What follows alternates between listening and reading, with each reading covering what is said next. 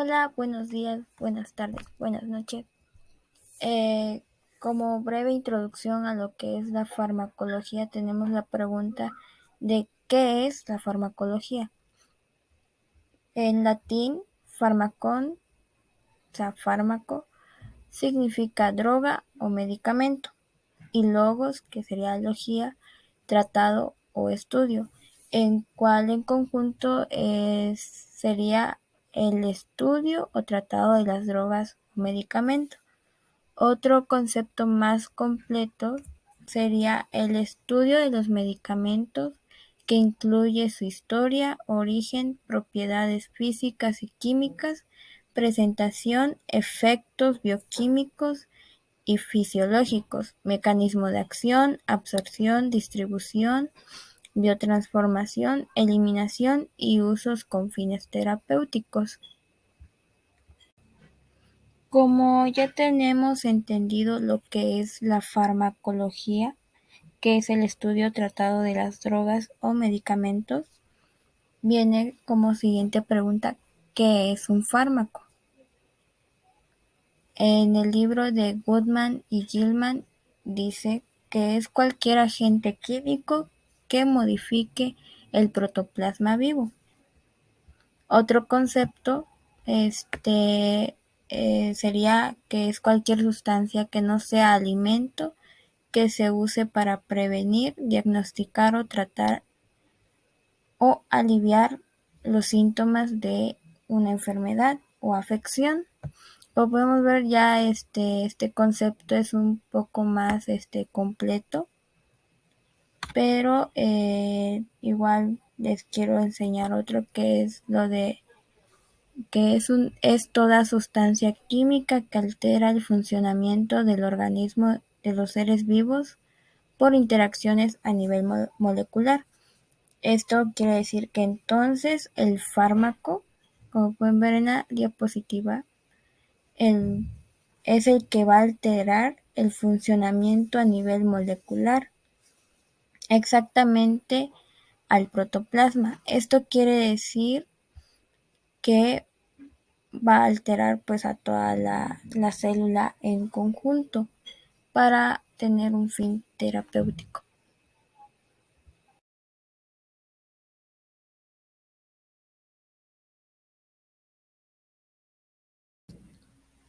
Medicamentos. ¿Qué es un medicamento? De acuerdo con la OMS, medicamento se define como toda preparación o producto farmacéutico empleado para la prevención, diagnóstico y o tratamiento de una enfermedad o estado patológico o para modificar sistemas fisiológicos en beneficio de la persona a quien se le administrará. Esto quiere decir que un medicamento se utiliza para beneficio, digamos, propio, ya que como bien se menciona, es para la prevención o bien para el tratamiento de una enfermedad. Los medicamentos tienen diversas presentaciones que a continuación detallaremos. De acuerdo con estas pueden encontrarse en presentaciones como comprimidos, gagreas, cápsulas, polvos y píldoras. Son formas orales, es decir, que la administración es oral. Supositorios son formas para obtener administración rectal, es decir, por el ano. Óvulos deben ser introducidos en la vagina. Existen también formas sólidas que pueden ser implantadas bajo la piel, como algunas hormonas anticonceptivas. Si bien es cierto, los medicamentos no todos son por la boca, también pueden ser por la vagina o por el ano, dependiendo de del tratamiento o de la enfermedad que padezca, en este caso el paciente que está consumiendo el medicamento. Semisólidas, estas se encuentran como ungüentos, pomadas, cremas y pastas para aplicar en la superficie del cuerpo.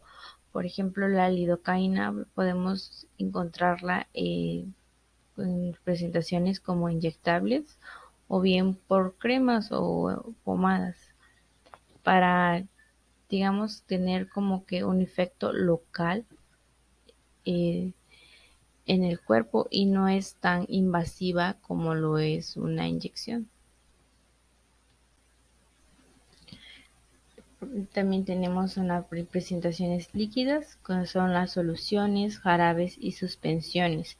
Estas se administran por vía oral o las soluciones por vía intramuscular. Los emulsiones y lociones para la piel, colirios para los ojos, líquidos para inyección. Eh, Por ejemplo, las soluciones son las que se diluyen para inyecciones como la penicilina. Esta viene en presentación como en polvo y tú le tienes que aplicar una solución, un diluyente para que este se haga líquido totalmente y se administre de forma intramuscular. Los jarabes por lo regular son como las que se le dan más a los niños, ya que ellos no pueden administrar las pastillas porque se podrían ahogar con ellas. Los gases. Los gases son líquidos para inhalar que dan origen a las formas gaseosas como algunos anestésicos y gases medicinales.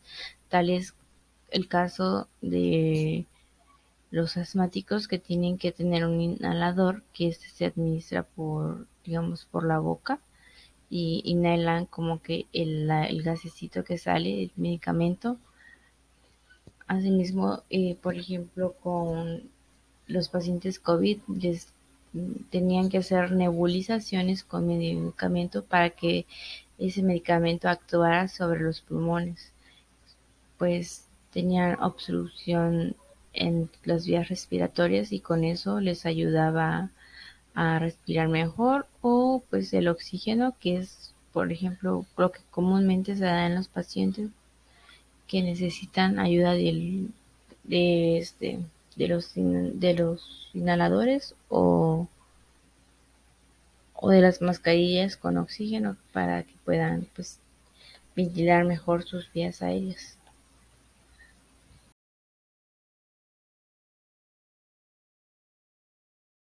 La farmacodinamia nos dice que es el estudio de la acción de un fármaco en el organismo, cómo el fármaco que vayas a ingerir va a actuar en tu organismo, como la pastilla, como la suspensión, como la inyección intramuscular, como aquel fármaco que te han administrado va a actuar en el organismo de cada ser vivo que pues obviamente ingiere un fármaco o un medicamento. Para esto es importante saber lo que es un receptor o un diana. Esto es una estructura con la que va a interactuar el fármaco para cumplir su función en el organismo. Lo podríamos ver así como un muñequito está interactuando con el mensajito que le llega, que podríamos ver como el fármaco va a llegar a su receptor indicado, podríamos decirle, así, digamos, con la paquetería de Mercado Libre, te llega tu mensaje, tu paquete. Asimismo es el receptor o el diana. El receptor o el diana es aquella como molécula, podríamos decir, que va a interactuar con el fármaco. Asimismo, tenemos lo que es un mecanismo de acción de los fármacos.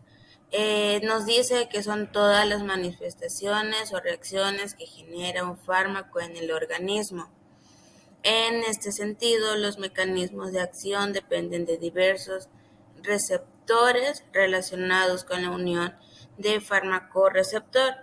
Tenemos diferentes mecanismos de acción con el que el fármaco va a interactuar, como la definición lo dice, es la manifestación o la reacción que genera un fármaco en el organismo, ya sea para un bien o ya sea para un mal. Tenemos la acción selectiva, que la acción selectiva es la capacidad de un fármaco para unirse solamente al receptor específico. El fármaco va a ir específicamente a la diana que le corresponde.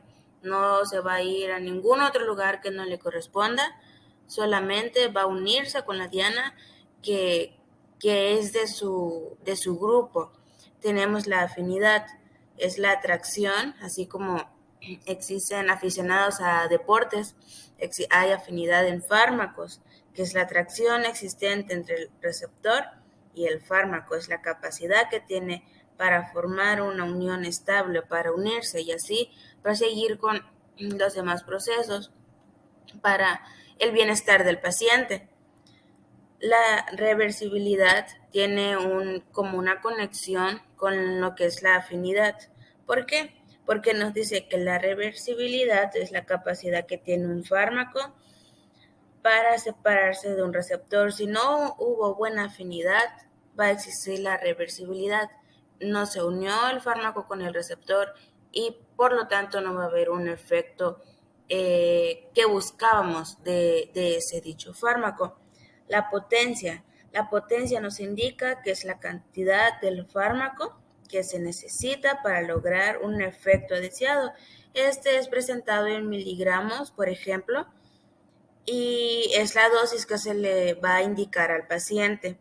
Asimismo está la eficacia, que es el nivel máximo de respuesta terapéutica que ofrece un fármaco. Es el efecto que brinda el medicamento, el efecto que deseamos que nos brinde ese medicamento. Nosotros nos tomamos un medicamento para un bien y hay personas que lo toman para un mal, pero al final de cuentas lo que buscamos siempre, siempre es la eficacia. Tenemos de igual manera efecto farmacológico, que se puede presentar de diferentes maneras, como es el efecto primario, que es el efecto esperado del fármaco. Tú te tomas una pastilla de aspirina, por ejemplo, para el dolor de cabeza, y tú lo que buscas es contrarrestar el dolor de cabeza, no buscas que te dé una reacción alérgica, que es lo que vamos a ver en los siguientes tres ejemplos. El efecto primario es el efecto esperado del fármaco. Te lo tomas para que te dé ese efecto. De ahí tenemos el efecto primario. Tenemos el efecto placebo. El efecto placebo es el efecto que no tiene relación con el fármaco.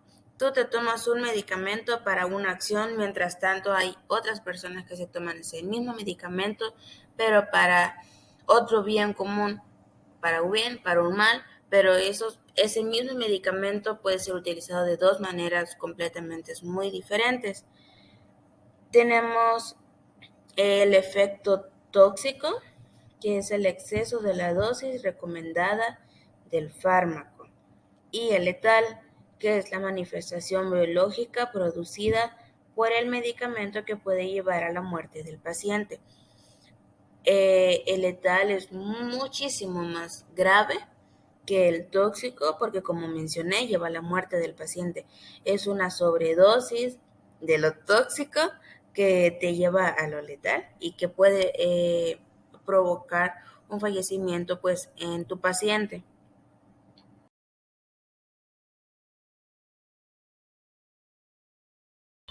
La farmacocinética es la acción y el movimiento que pasa el fármaco a través del cuerpo. El primer paso en el proceso de la farmacocinética es la liberación. Si el paciente elige tomar el medicamento por vía oral, esta liberación va a depender del grado de principio activo en el que se encuentre el medicamento. La segunda fase es el paso de absorción. Esta fase estudia la entrada de los fármacos en el organismo desde el exterior hasta que es absorbido por el aparato digestivo como si fuera un alimento. Hay que tener en cuenta que este proceso va a depender del estado del intestino del paciente, así como las propiedades fisicoquímicas del medicamento. La tercera fase es la distribución del fármaco por el cuerpo. La sustancia viajará a través del torrente sanguíneo hasta llegar al sitio donde se encuentre la patología a curar.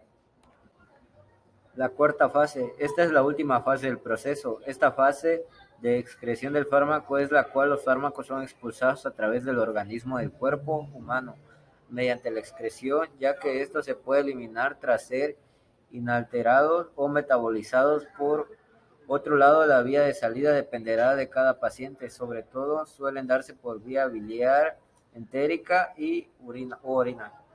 aunque también es importante la saliva, el sudor o la leche materna en algunos casos.